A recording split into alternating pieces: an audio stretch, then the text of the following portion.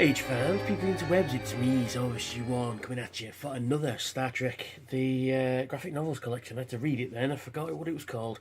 And as per the title page, I'm going to be doing issue number 2, Guarding the City on the Edge of Forever. There we are. It's really cool. I actually got me post, I got Hive as well, and I got my first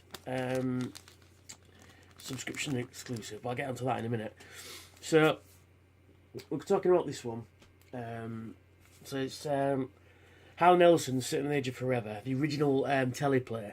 Now, what makes this interesting is, everybody knows Sitting on the Edge of Forever as being one of the best episodes of the original series. One of the most famous, and of course it guest stars Joan Collins. But this is the original. I haven't actually read this yet, and I thought I'd do the review first. I know it's a bit, lopsided, but I'm actually going to properly sit down and give it a proper read, because it's slightly different to. In fact, it's very different from the actual episode. The basic plot's still there, but there's a lot of elements that was actually cut out. And the reason I'm going to show you is, before I've read it, is because I just had a quick flick through it yesterday. All that interior, that's really cool. I like that. And this one is by original teleplay Harlen Ellison, adaptation Scott Tippin and David Tippin. Those are the guys who wrote the Doctor Who Star Trek crossover as well, which I will be reviewing as part of this if it comes out. That is. Letters Neil Undertake, series edits Chris Rail.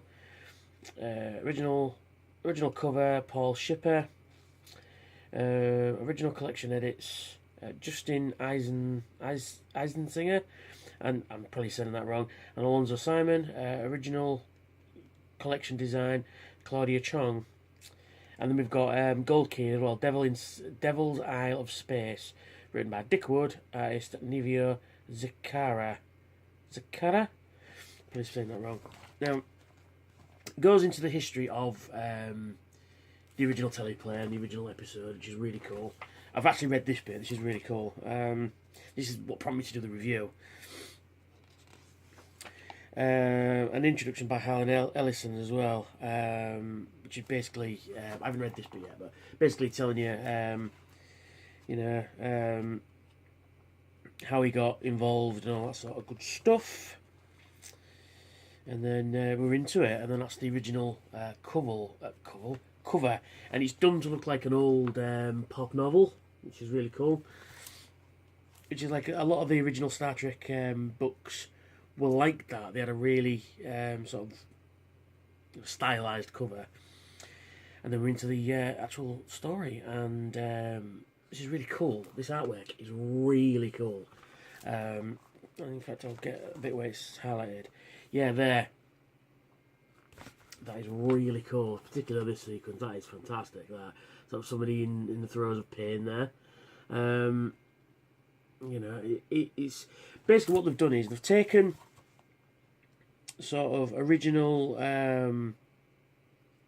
actors' likenesses, particularly from like episodes and stuff, and they've just recreated them to fit the story. And it's a really, really, really nice piece of artwork there. It's a really cool way of doing it, and it's real like watercolory. It's real cool, and it's strikingly different.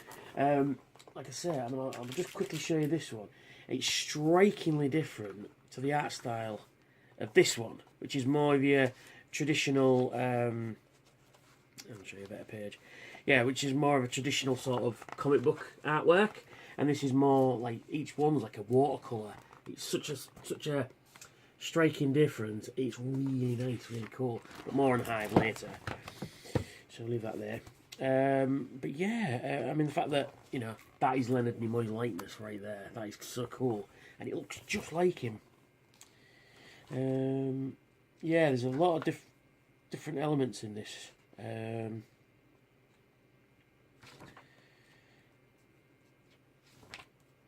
Yeah, like the guy. It's the Guardian of the Edge of Forever is very different in this. Like I said, I've only skipped through it, and he's more like a solid wall. It's a bit like Fortress of Solitude in Superman the movie, the original movies with Christopher Reeve, where it kind of speaks through crystal type thing. It's really cool, and it's showing you the history of the Earth there. This is really cool. But yeah, I'm really looking forward to actually sitting down and reading this properly.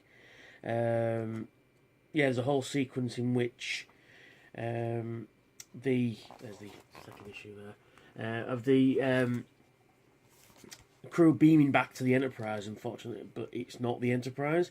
Because in the original episode, they beam back and, suddenly the Enterprise isn't there.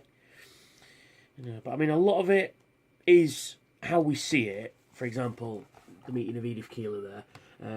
It's no spoilers because the episode's been out 50 years now. I mean, the whole bit back through time appears to be exactly the same. I think a few extra scenes here and there as well, but I think mostly it is, the same. The only other difference is the Starfleet officer that's injured isn't McCoy, which I didn't know.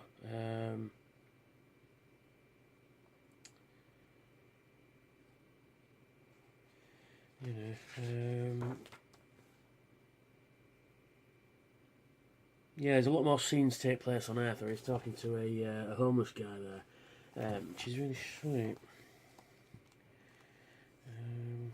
But the artwork in this is fantastic. I just love it. And that's an interesting shot of Kirk looking out into space through the viewport of the ship, and then the ship at warp speed there. It's really cool. That image of Spock there is fantastic. Look at that. It's like a photo nearly.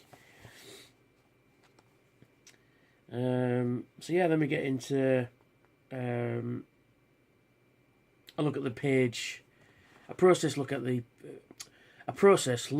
a page from issue 1, showing you how the artist is drawing it, and then like reference photos of people doing poses and wearing Starfleet uniforms to see how they look, which is really cool. It's a really cool approach, that, sort of imitating, life imitating art, I guess. Art imitating life, that's what I meant to say. And then showing you pencils, masking, backgrounds, shadowing details, showing you how the actual comics put together. That is really, really cool. This is the kind of stuff I'm after for these types of books. Well, hats off, Eaglemoss. This is really cool stuff. It's not just like... Because, don't get me wrong, I love comic books the way they are, trade paperbacks, as they are officially called, graphic novels, as they are, but sometimes you never get this kind of stuff in the back. You get, like, cover galleries and then, like, sketch gallery and stuff, but you never get, like, the in-between, colour it in, and, mid-foreground colour, the unmasking, and, it's even got annotations as well, with some occasional scripters' interpretations as well. So you've got some not deleted scenes, but you've got things to look out for.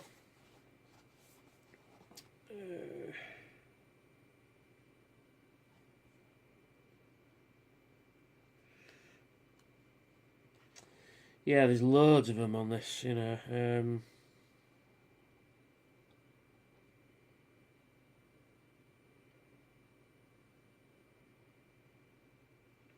Yeah, it's showing you why they did certain things and stuff like that and drew it the certain way. Sorry, I'm just having a quick notice. I keep going dead for a couple of seconds.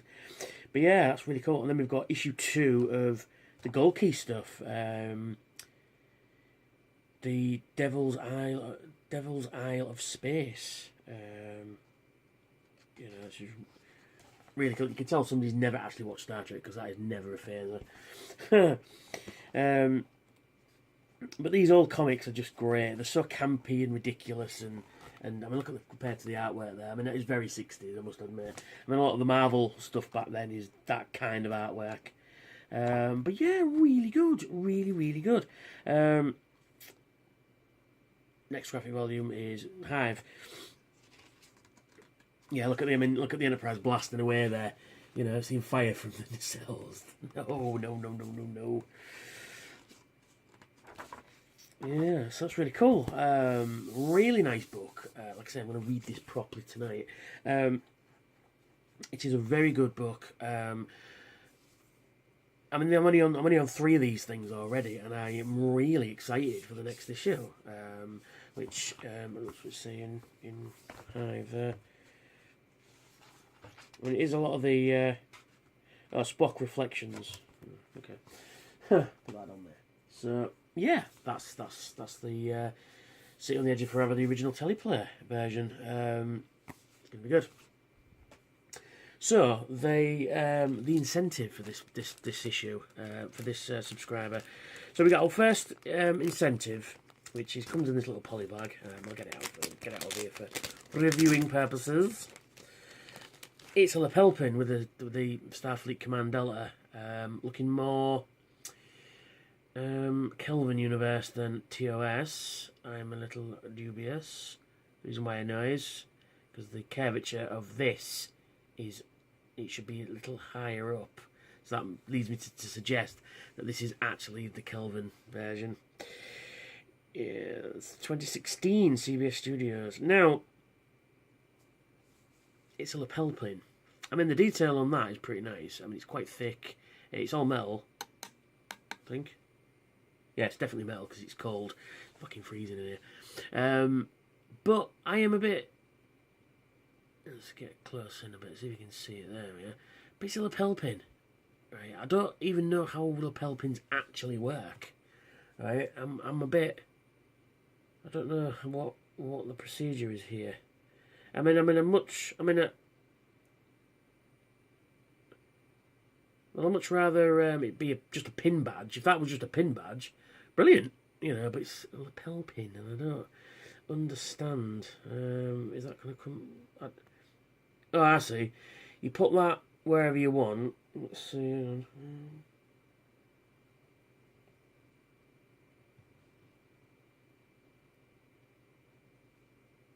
Is that how it goes? Is that how it works? I don't know. I've never had a lapel pin before, so I'm not entirely sure if I'm doing it right. But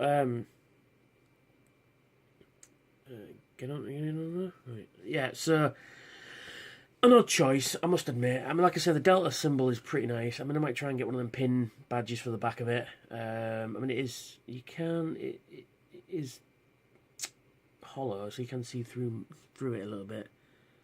Hello, you can see me through there. But I mean, like I said, the actual Delta symbol's fine, but a pin badge would have been better, in my opinion. Like I said, I don't even know how these things work exactly. But it's a nice little thing, you know. But like I said, it's a strange choice. It really is a strange choice.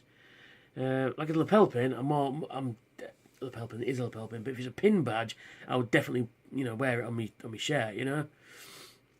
So so yeah. Wrong way, there you go. That's what it should be. But yeah, definitely metal. Yeah, it just kind of looks like an arrow. If you put the fins on the back, it's an arrow. I mean, that is called the arrowhead, the Delta arrowhead. But yeah, it's not. It's a nice little thing, I guess. I mean, compared to the Transformers one, see, I'm more likely to use this. This is a wallet you get with the Transformers one, but I'll get onto that in a bit. But yeah, I mean, I'm not sure what I'm going to do with this exactly. It just seems a very odd choice to me. But anyway, it is what it is. So that's me. That's the graphic novel for this one, City on the Edge of Forever, and that's the lapel pin, the freebie subscriber giveaway. Oh yeah, and I have subscribed to the premium collection, which is £1 more, and you get a couple of extra books, so that's always good. So yes, I'll get off, and I'll catch you later. And thanks, and don't forget to like, share, and subscribe this video, and I will catch you all later. Bye for now.